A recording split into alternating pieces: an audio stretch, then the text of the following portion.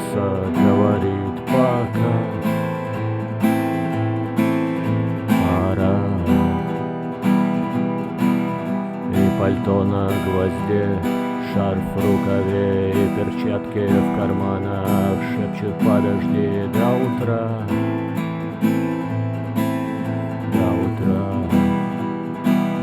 Но странный стук зовет дорогу.